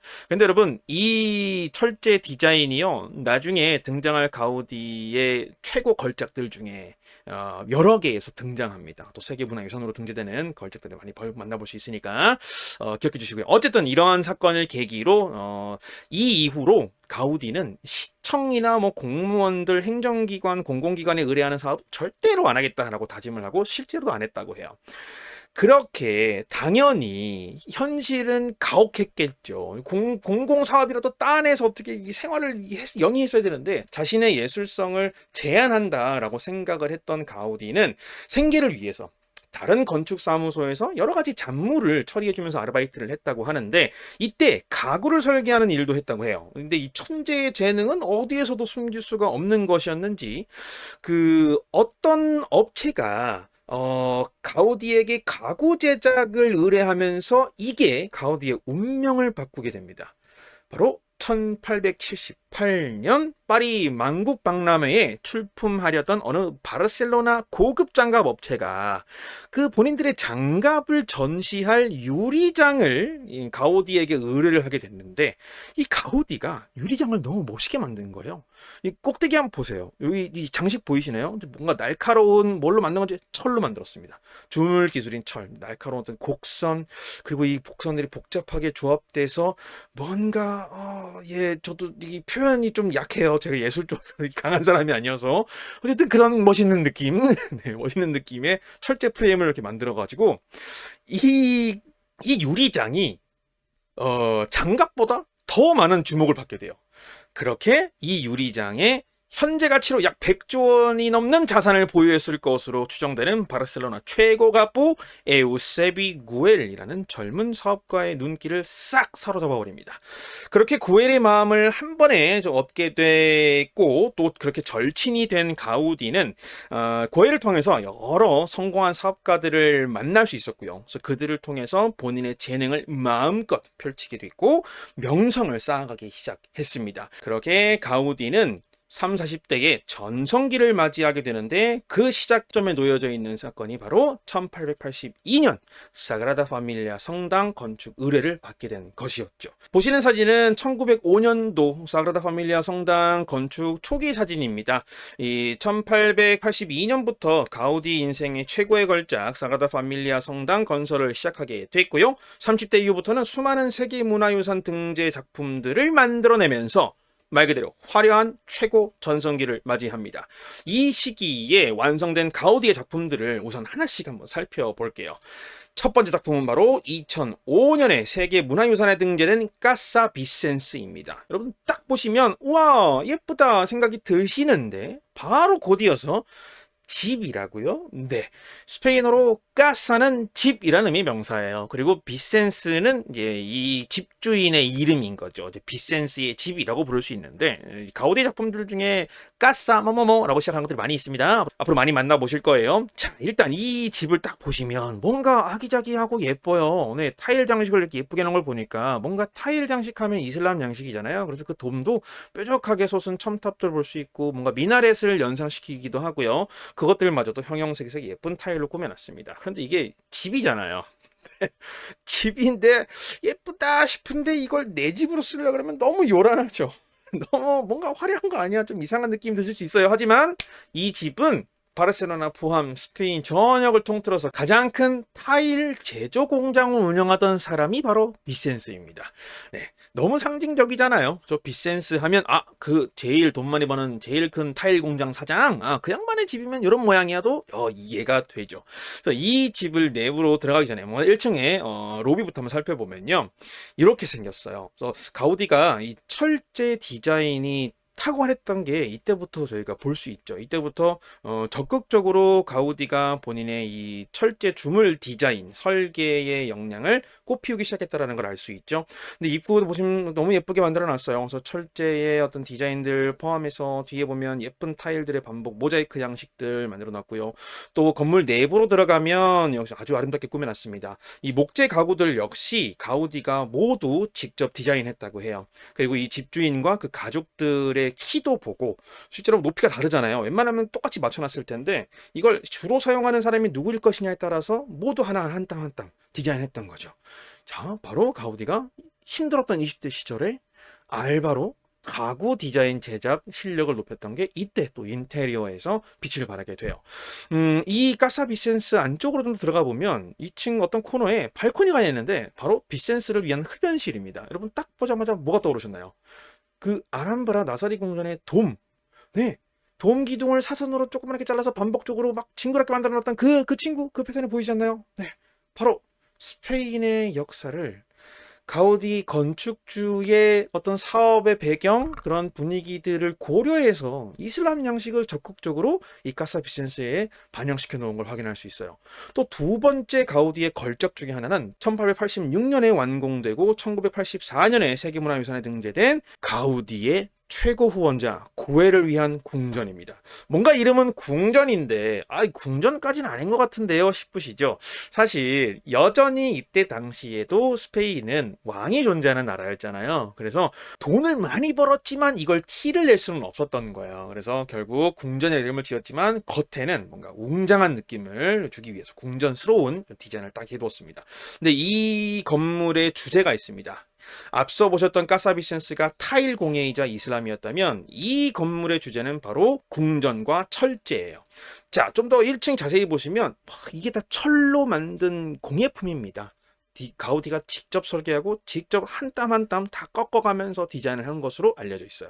그리고 2층에 있는 창문 틀도 보시면 모두 철제를 꼬기도 하고 뒤집기도 하고 너무 복잡하고 이쁘게 꾸며놨습니다. 아래에 무슨 활 시위 활 보관하는 그런 것처럼 보이죠? 그리고 또 음악적인 어떤 곡선들을 예쁘게 배치했고요. 여기 가까이서 보면 실제로 엄청나게 높대요. 높이가 한 2.5m 정도 돼서 마차를 타고 문을 열면 그대로 들어올 수 있게 설계를 해 두었다고 합니다. 말 그대로 1층은 우리로 치면 주차장이었던 거죠. 주차장이자 응접실. 자, 지하로 이렇게 딱 들어가서 마차에서 내리면요, 바로 이런 모습이 눈에 띕니다. 천장에 뭔가 그 철문과 같은 패턴, 그렇죠? 뭔가 어떤 진짜 제국의 궁전을 지키는 대문을 이렇게 천장에 표현하는 것도 볼 수 있죠. 아주 진한 대리석으로 이렇게 카펫도 깔아놓고 이렇게 해서 건축으로 올라가면, 본층인 2층으로 올라가면 이런 모습이 펼쳐집니다. 너무 멋있죠. 네, 안에는 또 다 대리석으로 깔아놓고서는 네모 반듯한 창문들, 철제 디자인 이 장식들 너무 멋있어요. 네. 그리고 이 중앙 복도 공간에서 천장을 위해서 시선을 딱 올려보면 이렇게 보입니다. 펜던티브 천장 이제는 눈에 보이시죠? 그리고 펜던티브 천장 위에 돔을 하나 이렇게 얹어놨는데 이 돔도 구멍을 조그맣게 뚫어놨어요. 이렇게 이 돔 천장에 구멍을 뚫어서 외부에 있는 빛을 받아들였던 건 어느 양식이었죠?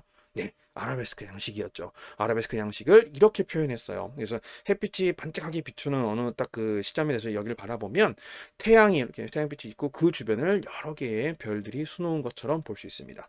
또 밑으로 내려오면 르네상스 양식을 따라서 네모 반듯한 좌우 완벽한 대칭을 이루는 창문을 배치해 놓고, 또 그 위에는 성당에 가면 오르간 악기 있죠? 그걸 또 연상하게 하는 이런 요소를 띠고 있습니다. 그래서 이 사람이 스페인의 왕에 버금가는 사람이야. 최고가 바쁘니까, 그죠?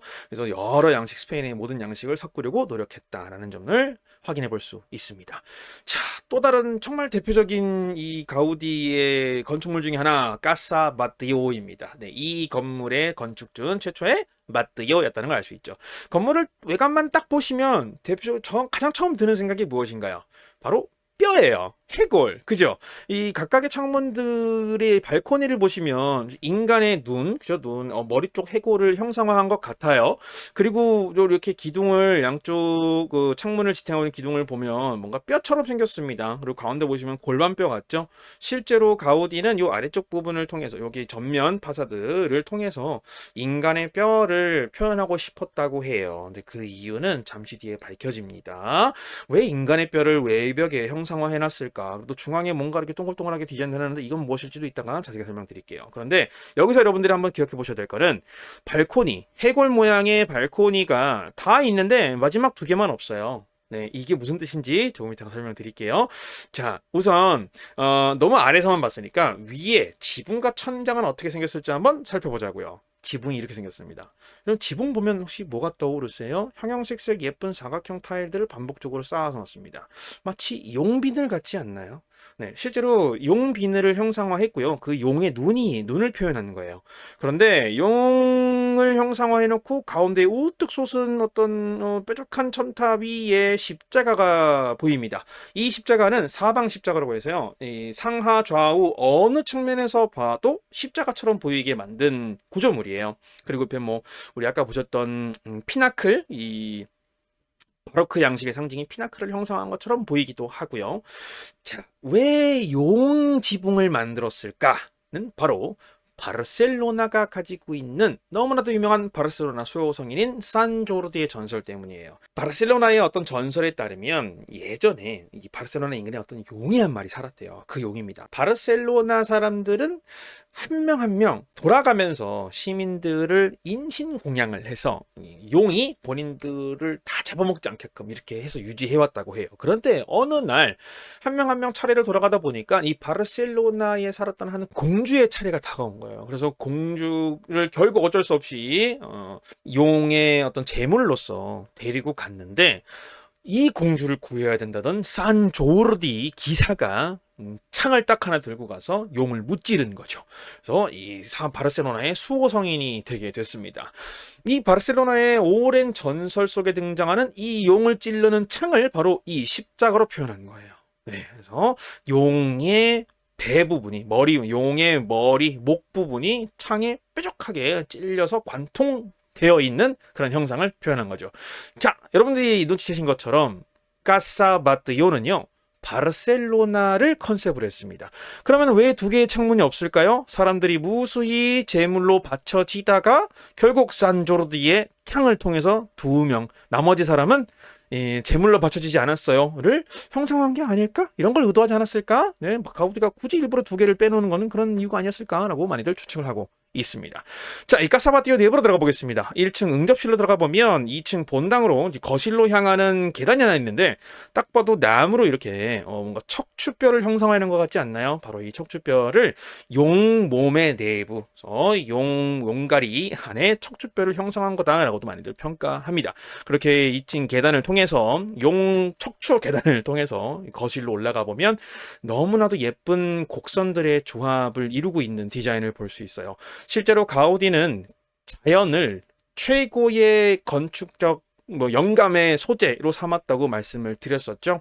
근데 이 가우디는 곡선을 참 중요시 여겼습니다. 왜냐하면 직선은 인간의 선이요, 곡선은 신의 선이다 라고 표현했기 때문이에요. 어린 시절부터 자연을 유심히 관찰하던 가우디는 자연들의 형태를 자세히 보니까 직선이 없네, 온통 곡선이네, 하나님께서는 이 세상을 곡선으로서 창조하셨구나. 나는 내 건축물에 하나님에 대한 나의 사랑과 헌신을 표현하기 위해서 곡선을 많이 활용해야지. 역시 신의 선이야. 신의 선인 곡선을 활용해야 돼서 여러 측면에서 곡선의 미학을 발견할 수 있습니다. 역시 이 모든 가구들 다 손잡이 하나하나까지 이 손잡이를 주로 사용할 사람을 위해서 맞춤형으로 가우디가 모두 직접 제작을 했다고 합니다. 우리 건물 정면에서 보면 거실 창문에 이렇게 동글동글하게 뭔가 장식이 있었어요. 좀 더 큰 화면으로 보시니까 여러분 어떤가요? 조개, 암모나이트 등등을 형상한 것 같죠. 색깔도 에메랄드빛, 진한 보라색, 파란색, 하늘색 등등이 조합되어 있습니다. 바로 바다를 표현한 거라고 해요. 바르셀로나는 이 스페인에 위치한 그 어느 항구 도시들 중에서도 가장 거대하고 가장 번성한 해양 도시잖아요. 그래서 바르셀로나를 이 건축물 안에 담겠다라는 의지를 가지고 바다를 표현했는데, 여러분들 바르셀로나를 포함한 여러 유럽의 국가들을 보시면 옆 건물들과 딱 붙여서 타닥타닥 붙여서 공간 없이 지어져 있잖아요. 그러다 보니 이 일조량이 풍부하지 못한 게 제일 큰 문제였다고 해요. 빛이 들어오려면 뭐 남쪽이나 북쪽 둘 중 하나에서만 들어오기 때문에 결국 대부분 어떤 뭐 건축물은 때에 따라서 거의 빛이 들어오지 못하는 그런 좀 음침한 집을 가지게 됐는데, 이것을 좀 불편하게 여겼던 가우디는요, 이 까사바띠오 정중앙을 회전하면서 올라가는 계단을 하나 만들었습니다. 그 계단에 파란색 타일로 마치 바닷속에 들어와 있는 듯한 느낌을 받게 만들었어요. 그래서 해가 중천에 떠오르면 이 천장에 유리에서 새어 들어오는 이 태양빛들이 각각의 타일들을 반짝반짝 비추면서 정말 영롱한 느낌을 줍니다. 게다가 이 계단의 난간, 손잡이죠. 그 손잡이 빈 공간을 울퉁불퉁한 복잡한 곡선 패턴을 가진 유리를 가지고 장식을 해놨어요. 이 건물의 건축주였던 바트요가 어린 자녀들이 있었는데, 그 어린 자녀들이 볼 때에는 실내 집안에서 바다가 보이게끔, 파도가 일렁일렁이는 모습을 볼 수 있게끔 일부러 이렇게 설계를 했다는 거죠. 너무 디테일이 멋있죠. 네, 그래서 여러분 바르셀로나 가셔서 가우디 투어를 신청하시면 통상적으로 제일 먼저 만나보시게 되는 건물이 바로 이 까사 바티오입니다. 여러분들 바르셀로나 가셔서 가우디 투어 꼭 신청하시길 저는 추천드립니다. 또 이렇게 까사 바티오를 보고 나면 대부분 많이 또 이어서 보는 게 까사밀라입니다. 1912년에 만들어졌고요. 1984년도에 여러 가우디의 건축물들과 함께 세계문화유산으로 등재가 됐는데, 사실 이 건물을 잘 보시면 컨셉이 어떤 것 같으세요? 이전에 보니까 가우디의 건물들이 컨셉이 다 있었잖아요. 그죠? 이 건물은 돌입니다. 네, 바위예요. 바위와 철입니다. 실제로 이 건물의 별명은 라페드레라입니다. 페드레라는 스페인어로 채석장이라는 뜻이에요. 그래서 이름과 외형에서 한 번에 알 수 있듯이 바위를 컨셉으로 설계되었는데, 조금 더 자세하게 화질이 좀 깨서 죄송합니다. 이것만 보시면 돼요. 각각의 외벽을 이루는 이 벽돌들이 형태가 다 다르죠. 이 다 다른 형태를 일일이 하나하나 가우디가 직접 개입해서 다 깎았대요. 그러면 돈이 엄청나게 많이 들었겠죠. 또 이 발코니의 철제 디자인, 또 자세하게 보이진 않습니다만 직접 가서 또 깨끗하게 보세요. 네, 너무 멋있게 여러 동물들도 형상화해놓고 정말 멋있게 해놨습니다. 돈이 많이 들었겠죠. 네, 공사 기간도 길어지고요. 그래서 여기에다가 더불어서 가우디는 이 건물 위에 마리아상을 거대한 걸 올리고 싶어 했대요. 그러자 건축주가 뿔이 나서 가우디와 논쟁을 시작합니다. 그게 뭐냐면 당시 이 가우디에게 집을 의뢰했었던 까사밀라의 밀라 부부가, 아니 우리는 거주용으로 상업용으로 쓰기 위해서 이거 잘 만들어가지고 임대하고 아니면 그냥 매매로 뭐 분양해서 판매하고 해서 돈 벌려고 짓는 집인데 마리아상을 올리면 되냐, 그리고 돈이 너무 많이 든다, 예초 계약이랑 좀 다르지 않냐, 우리는 돈 못 준다. 그래서 건설 비용과 종교적 색채를 띄면 안 된다라는 이유로 차일피일 설계 비용 지급을 미뤘다고 해요. 그러다가 결국 소송을 진행하게 되는데, 이 소송이 10년 정도가량 지연되게 되면서 결국 가우디가 소송에서 이겨서 밀린 건축비들, 설계비들을 다 받아내기는 했지만, 이 건물을 마지막으로 일반 상업 건물, 거주 건물을 짓는 데에는 학을 떼게 됐다고 해요. 그래서 이때 나는 이제 인간을 위한 건물을 짓지 않겠어. 앞으로는 오로지 하나님을 위한 건물만을 짓겠어.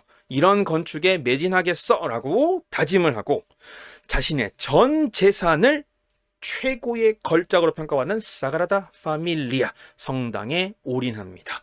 사그라다 파밀리아는 스페인어로 사그라다, 세이크리드예요. 성스러운, 파밀리아, 가족이죠. 성스러운 가족의 성당이라고 해서 성가족 인물 모두가 다 주인공인 그런 성당입니다. 가우디 인생 최고의 걸작으로 평가받고 있죠.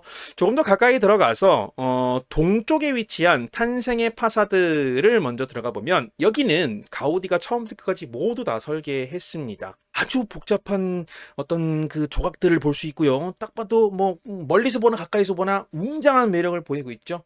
자, 탄생의 파사드는 어떤 양식일까요? 네, 바로 그 양식입니다. 역시 가우디는 성당이라 함은 웅장하고 감동적이게 정말 심오한 메시지를 많은 사람들에게 표현할 수 있어야 돼. 그러면서 이 바로크 양식을 차용했는데 여태까지 존재했던 그 어떤 바로크 양식 건물보다 디테일이 어마무시합니다. 탄생의 파사드는 동쪽에 위치해 있어요. 해가 뜨는 곳이 바로 예수의 삶의 시작, 예수님이 떠오른 우리의 태양이 떠오르던 그 시점을 형상화한 거겠죠. 동쪽에 있는 탄생의 파사드에는 이렇게 동방박사들도 볼 수 있고요. 중앙에 바로 중앙 정문 위에는 아기 예수와 성모 마리아, 세례 요한이 이렇게 세 가족이 모여 있는 것을 볼 수 있습니다. 이렇게 모든 예수의 탄생의 과정을 각각의 조각상들로 표현해 두었고요. 반대편인 서쪽으로 가면 해가 지는 곳이잖아요. 그래서 고난의 파사드라는 이름을 붙여놓고 각각의 밑에 보시면 조각상들을 통해서 예수님이 십자가에 못 박혀 돌아가시는 그 모든 과정을 조각으로 표현했습니다. 하지만 고난의 파사드는 가우디가 사망한 뒤에 가우디의 후배 조각가들이 이어서 작업을 한 것이기 때문에 양식이 조금 다르죠. 이 고난의 파사드 뒤쪽에 보면 글자가 쓰여져 있습니다. 라틴어로 예수스 나사레누스, 나사렛 예수, 렉스 이우디오름. 첫 글자씩 빼면 인리가 되죠. 예수님이 십자가에 못 박혀 들어가실 때 뒤에 이렇게 멸류관 이렇게 씌고 위에 이렇게 박아놨잖아요. 인리 그 뜻입니다. 나사렛 예수 유대인의 왕이라는 뜻의 두 문자를 박아두었습니다. 자, 이번에는 한번 사그라다 파밀리아 내부를 한번 들어가 보겠습니다. 이렇게 생겼어요. 너무 예쁘지 않나요, 여러분? 네, 뭐 직선 곡선할 것 없이 너무너무 예쁘게 배치를 해놨는데 중앙에 잘 보시면 기둥들이 서 있습니다. 기둥들이 서 있는데 뭔가 끝으로 가면 불규칙한 패턴을 가지고 있어요. 이게 혹시 뭐처럼 보이세요? 한눈에 보이시기에 여러분 전체적으로 한번 관람해 보세요. 어떤 감정이 드시나요? 어디에 있는 것 같으세요? 아마도 숲속에 있는 것 같지 않을까? 네, 숲속에 있는 느낌을 여러분들이 받으실 수도 있을 것 같습니다. 실제로 가우디는 사그라다 파밀리아 성당 내부를 사람들이 마치 숲속에 있는 것처럼 자연 속에 있는 것처럼 느끼게 해주고 싶었다고 해요. 이 자연에 푹 빠진 가우디의 또 다른 모습을 또 볼 수 있습니다. 잘 보시면 고딕 성당의 대표적인 특징 중에 하나인 스테인드 글라스를 너무 예쁘게 양쪽에다가 이렇게 꾸며놨습니다. 근데 그 색깔이 연두색, 초록색, 그리고 노란색, 주황색, 빨간색, 바로 일반 푸릇푸릇한 나무와 단풍의 색깔을 표현하는 거죠. 그래서 이런 여러 색채를 통해서 또 그리고 내부 기둥을 마치 나무의 기둥처럼, 그리고 이 나무 끝에 달린 이파리들이 서로 복잡하게 뾰족뾰족하게 서로 교차하면서 마치 숲속 한가운데에 들어와 있는 것처럼 느끼게 해주기도 합니다. 그렇게 인생 최고의 걸작인 사그라다 파밀리아를 남기고 가우디는 74세에 접어들면서 아주 비극적인 죽음을 맞이하게 돼요. 노년의 안토니 가우디 사진을 보시면 이 1924년에 바르셀로나의 어떤 종교 행사에 그 옷을 갖춰 입고 참여한 가우디의 사진인데요. 이게 생전 가우디의 마지막 사진이라고 합니다. 근데 사진을 보시면 너무 초췌하죠. 얼굴에 광대는 다 튀어나올 만큼 이렇게 말랐고요. 또 턱수염은 텁수룩하게 해서 마치 이런 옷을 입지 않았다면 정말 뭐 길거리에 방랑자, 거지처럼 이렇게 보일 정도로 많이 남루한 모습을 보이고 있는데 가우디가 74세가 되던 1926년 6월 어느 날이 되면 너무나도 비극적인 죽음을 맞이하게 됩니다. 가우디는 까사밀라의 건설을 뒤로 하고 본인의 전 재산을, 집까지 처분해서 이 사그라다 파밀리아 건설에 매진하게 되는데, 그러다 보니 사그라다 파밀리아 성당 안에서 숙식을 해결하면서 실제로 생활을 했다고 해요. 그렇기 때문에 매일 저녁 5시, 6시쯤 이 성당의 직원들이나 건설 인부들이 모두 퇴근하고 나면 가우디는 혼자서 이렇게 정문을 쓱 나와서 이 근처에 있는 레스토랑이나 바에 가서 저녁을 해결하곤 했다고 합니다. 그런데 보시는 사진이 1920년대에 가우디가 사망했을 그 시점 언젠가의 사그라다 파밀리아 사진입니다. 옆에 보시면 기찻길 같은 게 있죠. 바로 트램로예요. 트램이 지나가던 도로입니다. 이 트램이 지금은 지하철이 밑에 뚫리면서 사라졌습니다만 그때 당시에는 트램이 활발하게 다녔다고 해요. 가우디가 어느 날 여느 때와 같이 오후 5시, 6시쯤 직원들 모두 퇴근시키고 나와서 이제 밥 먹으러 가야지 하고 나왔던 그날 트램에 치여서 쓰러지게 돼요. 그런데 이 트램에 치여서 쓰러진 것까지는 그럴 수 있는데 쓰러진 상태로 6시간가량 방치됩니다. 차디찬 길바닥에서요. 어떻게 된 일이냐? 방금 사진 보셨죠? 가우디는 아주 남루한 행색을 가지고, 흡사 누가 보면 그냥 거지구나, 노인인데 그냥 뭐 불황자구나 라는 생각이 들만 들 정도로 뭐 자신의 외형에는 전혀 아무런 신경 쓰지 않고 마지막 모든 힘을 성당을 완성해내는 데에만 매진하게 돼요.